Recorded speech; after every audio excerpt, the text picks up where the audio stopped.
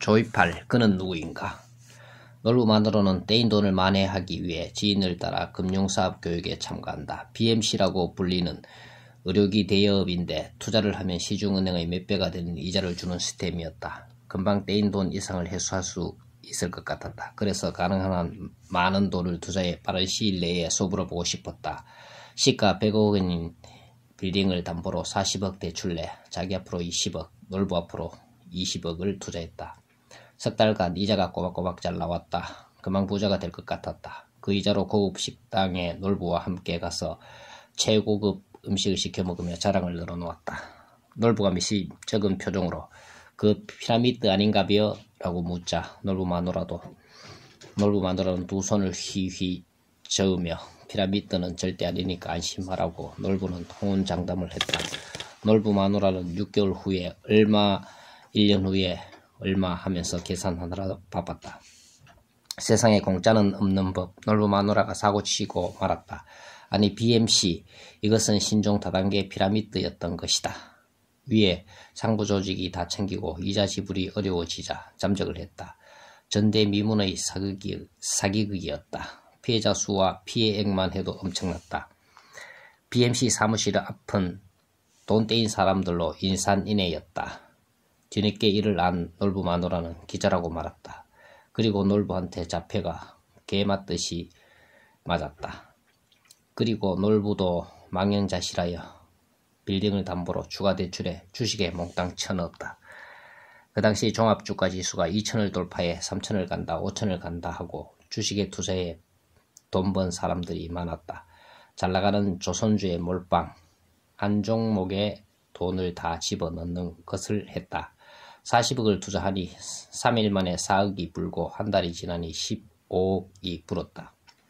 놀부는 마누라를 불러 고급 식당에 가서 최고급 음식을 시켜놓고 큰 소리를 뻥뻥 쳤다.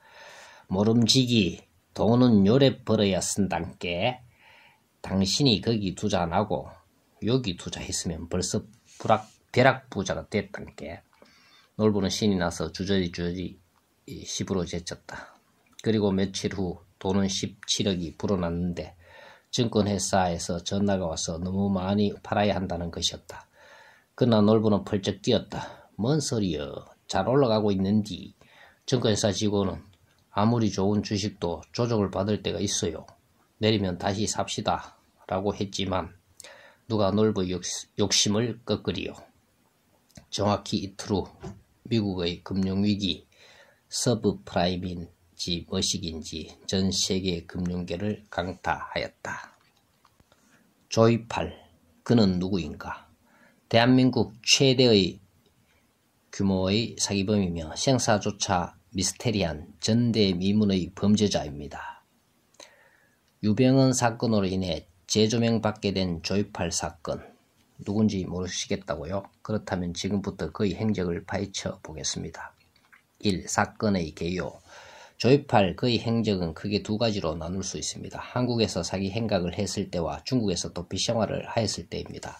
그는 2004년 대구 동구 신천동에서 주식회사 BMC라는 간판을 내걸고 사업을 시작하였으며 의료기기 대여업을 하였다고 합니다. 이는 피라미드 업체였고 높은 이자를 지급하는 방식으로 투자를 증폭시켰습니다. 이자를 지급하는 방법은 간단히 회원들의 돈을 돌려막기 하여 회원들의 원금으로 이자를 지급했다고 합니다. 즉 기존에 가입하였던 회원들의 투자금으로 나중에 가입한 회원들에게 이자 형식으로 지급했던 것입니다. 결국 그는 그 이자를 지급할 수 없는 상황이 올 것을 예측하고 2008년 8월 도주하여 잠적해 있다.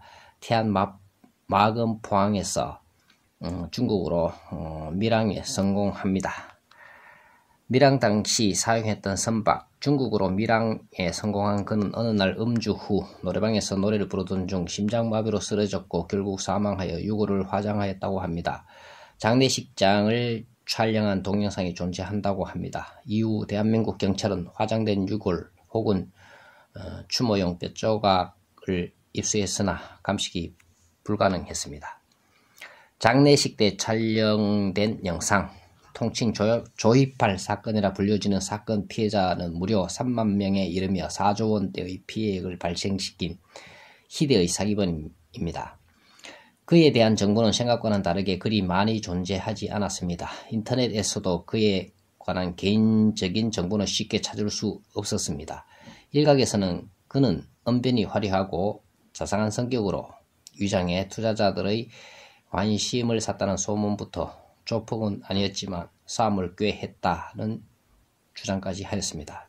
최근 세월호 관련 유병헌 도피 사건과도 비슷한 면이 많아 사회적 주목을 받기도 했었습니다. 그는 과연 어디에? 사망증명서, 인터폴 수배 내용, 다양한 언론 매체들에서는 그의 생존을 확인했다는 증언이 존재한다고 합니다. 한국에서 그를 보았다는 목격자가 있다고 하고 중국에서 그를 본 목격자가 존재한다고도 합니다. 그가 심장마비로 사망해 장례식까지 치렀고 동영상으로 기록을 남겨놓기도 하였지만 일각에서는 이는 국민 정서와 맞지 않다고 합니다. 통상적으로 장례식장의 모습을 촬영하지는 않기 때문입니다. 그렇기에 그의 사망에 대한 의혹은 끊이지 않고 있습니다. 3. 부정수사 의혹. 조이팔의 밀항과 관련해 검경 부정수사 의혹도 제기되었습니다. 2008년 조이팔이 중국으로 밀항하기 전 대구지방경찰청 A수사 과장에게 9억을 건네줬다는 의혹이 제기되었습니다. 2009년 1월 태안해양경찰서장은 그의 밀항을 막지 못한 책임을 지고 직위 해제되었습니다. 2012년 9월 중국으로 가 조이팔을 만난 대구경찰청 소속 정모 경사가 골프와 술 접대를 받은 혐의로 구속영장이 청구되었습니다. 2012년 서울고검 A검사에 대해서도 특정범죄가중처벌법상 뇌물수수 등 혐의로 사전구속영장이 청구되었습니다. 4. 결론. 사견으로 조이팔 사건은 대한민국 수사기관에 대한 국민의 불신을 증대시킨 사건입니다. 조이팔 사건이 그만큼 충격적이고 허술한 수사와 뇌물 혐의로 얼룩졌었기에 국민들의 신뢰를 쉽게 얻지 못하는 것 같습니다. 이 사건으로 인한 피해자들의 피해가 조이팔의 생사에 대한 명확한 결론과 적법한 절차로 보상되었으면 하는 바람입니다. 흥부 놀부로 돌아가겠습니다. 주식이 폭탄을 맞았다. 연속 하락일이 날마다 경신되었다. 멈추지 않는 내리막이었다. 지수가 1600에 이르자 전문가들은 지금 팔 때가 아니고 살 때라고 과감히 말한다. 그러나 항상 전문가의 예상은 빗나간다. 벌써 놀부 계좌는 4분의 1 토막이 났다. 미국의 경제 위기는 곧 세계의 경제 위기인 것이다. 놀부는 망령자실하여 술로 세월을 보내고 있었다. 그때 팔았어야 겉에는 긴디. 그때 증권사 직원이 팔라고 할 때 팔았어야 했는디. 혼자 미친 듯이 중얼거렸다. 그러나 누구를 원망하리요. 지수가 1200으로 떨어지자 전문가들도 손절을 외친다. 이제는 떨어지는 속도도 더 빨라지고 거의 전 종목이 하한가다. 놀부만 힘들 게 아니었다. 주식 가진 자는 다 힘들었고 사는 것 자체가 고통 그 자체였다. 놀부는 대출 갚을 방법이 까마득했다. 매일 주식만 쳐다보다가 하루를 다 보내곤 했는데 이제 주식은 아예 쳐다보지도 않는다. 놀부는 곰곰이 생각을 해봤다. 결국 돈을 못 갚으면 내 재산에 차압이 들어오고 빌딩은 경매에 들어갈 거야. 식당은 모친이 돌아가면서 마누라 해놨고 금융자산도 반반으로 갈라놓았는데 생각이 여기에 미치자 마음이 급해졌다. 주식은 벌써 10분의 1 토막이 나 있는 상태였다. 놀부는 식당과 금융자산을 일단 흥부의 명의로 넘기기로 생각하고 흥부를 찾아간다. 놀부도 걱정을 많이 한 탓인지 집안 내력인지 몰라도 당뇨가 크게 찾아왔다. 발톱이 썩어가고 시력도 급격히 떨어졌다. 흥부는 이미 빚잔치를 끝내 빚이 거의 없는 상황이어서 흔쾌히 놀부 제의를 받아들였다. 일단 모든 명의를 흥부 앞으로 바꾸었다. 그러나 주식은 팔고 흥부가 금융계통에 있을 때 알았던 증권사 직원 마이더스의 손 조지 잉그리드에게 자문을 구하러 간다. 그는 증권가에서 제비로 불리는 사람이었다. 왜냐하면 그의 고객은 거의 전부가 여성이었으며 고객이 증권회사에 내는 수수료 외에 수익금의 20%를 별도로 챙기는 조건으로 투자를 해주었다. 그래서 그를 증권가에서 제비라 불렀다. 그는 뉴욕 월스트리트에서도 5년을 근무했는데 수익률이 늘 상위권에 랭크돼 있었다. 그리고 억 단위 아니면 투자 위탁을 받지 않았다. 다음날 흥부와 놀부는 조지 잉그리드, 즉 제비를 만나러 갔다. 남은 4억을 가지고 떨리는 마음으로. 마지막 회입니다. 흥부는 증권사 찾아가기 전날 꿈을 꾸었다. 어떤 연못에 금비가 하염없이 내리고 그 연못 물이 시커멓게 변하면서 기름 같은 검은 액체가 끊임없이 흘러 넘쳤다. 흥부는 이상하다고 생각했다. 다음날 놀부와 함께 증권사에 들렀다. 꿈 이야기를 놀부에게 하려다 말았다. 증권사에 도착하니 제비가 반겼다. 일단 흥부 앞으로 계좌를 개설하고 놀부가 마음에 안 드는지 제비는 놀부를 돌려보냈다. 놀부는 궁시렁거리며 증권사를 떠났다. 흥부는 제비에게 꿈 이야기를 했다. 제비는 무릎을 탁 치더니 그 종목은 금호석유라고 확신을 했다. 금비, 호수, 석유를 조합하면 금호석유라는 것이었다. 자기도 관심 종목에 넣어두고 지켜보고 있었던 종목이라고 했다. 흥부는 불안해서 그 종목이 어떠냐고 물으니 우량 종목인데 관계사와 지급 보증 문제가 걸려있긴 한데 이것만 해결되면 괜찮을 거라고 한다. 흥부가 분산 투자를 하는 게 어떠냐고 묻자 굳이 그럴 필요까지는 없다고 하며 컴퓨터를 두드려 보더니 10,000원은 지킬 줄 알았는데 깨졌네 하면서 9,000원 전후로 매수하겠다고 한다. 흥부가 40,000주만 매수하자 그러니까 제비가 44,000주까지 매수할 수 있는데 수수료 대신에 4,000주만 자기에게 달라는 것이었다. 흥부는 대충 계산해도 그게 낫겠다 싶어 그러자고 했다.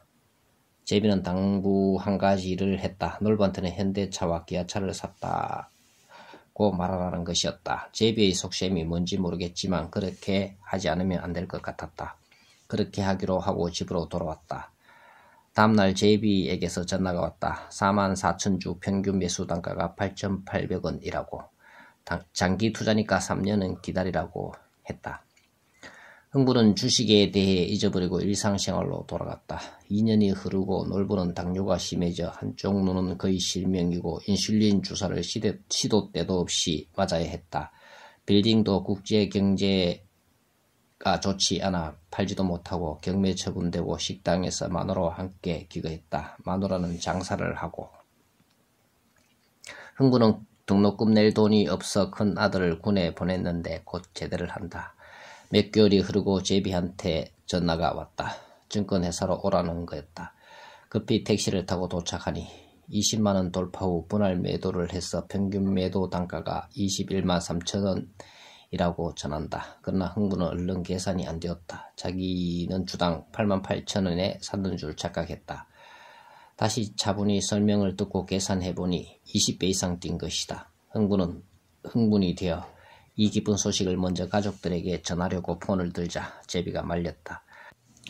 제비도 놀부와 놀부 마누라에 대해서 익히 들어 알고 있는 터라 조용히 흥부에게 말했다.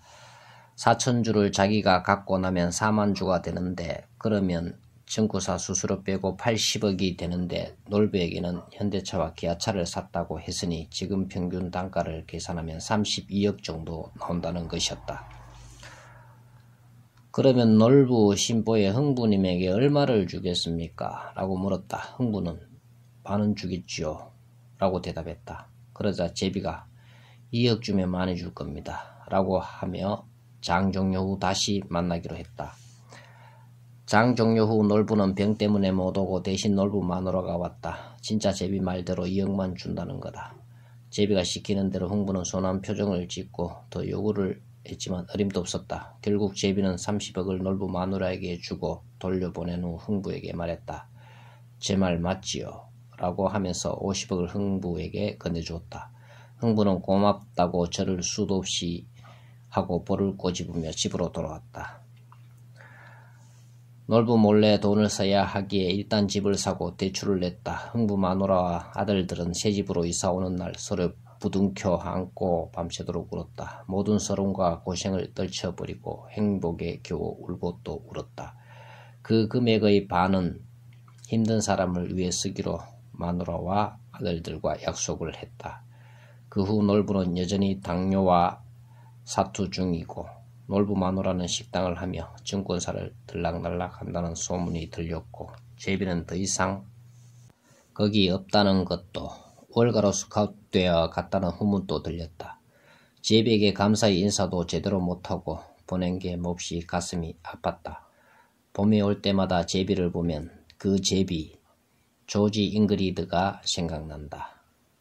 가을 햇살이 나뭇잎 사이로 유난히도 따스하게 비추던 날 흥부와 흥부 마누라는 두 손을 꼭 잡고 낙엽 떨어진 덕수궁 돌담길을 아무 말 없이 지난 날 힘든 시간이 파노라마처럼 스쳐 지나갔다. 천천히 걸었다. 입가에 잔잔한 미소를 띠며. 끝. 감사합니다. 도전88이었습니다. 살면서 미쳤다는 말을 들어보지 못했다면 당신은 단 한 번도 목숨 걸고 도전한 적이 없었던 것이다.